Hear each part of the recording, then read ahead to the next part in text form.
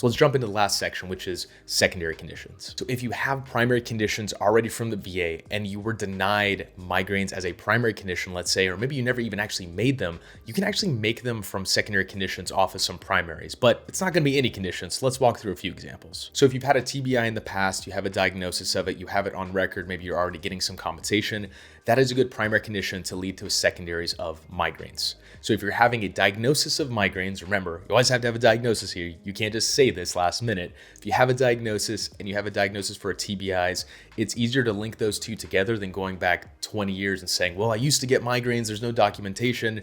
But instead, you might be able to link this as a good secondary condition. So the second one is actually going to be PTSD or any mental illness that's caused from anxiety or depression as the primary, and then migraines as the secondary. And again, I'm using the term migraines loosely, but this is any headache. Just remember that. So if you've gotten a lot of stress, a lot of anxiety from a PTSD diagnosis of your daily living being affected all the time, and it causes a headache, a cluster headache, just tension in your jaw that causes a headache, remember, that's a good secondary condition to make sure that you're tracking. So the third one that's common that you can use, and I would say this one is not the most common and it is harder to prove in general, but is actually linking a primary condition of tinnitus to a secondary condition of migraines. If there's a constant ringing in your ears that is debilitating, it can actually cause a headache, it can cause stress, which can cause a headache, then that's a good primary condition and secondary condition of migraines. So the fourth one is going to be poor sleep, and this is going to be under two different things, which is insomnia, which falls under the mental category like PTSD,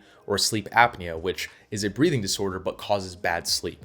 Having bad sleep in those two areas, either one of those as primaries, could lead to migraines as a secondary condition. And the fifth one, having some sort of neck injury, a pinched nerve, anything that might actually mess with your nervous system up here really high or up in your neck and causing a lot of tension, having that injury as a primary condition will most likely lead to some sort of headache in your life as a secondary. Again, I'm using the term headache and migraines interchangeably because it's under the same diagnostic code. So I'm not trying to assess you as the individual. I have migraines as a diagnosis, but if you just have headaches from having a prior neck injury, it's very warranted that you can get it as a good secondary.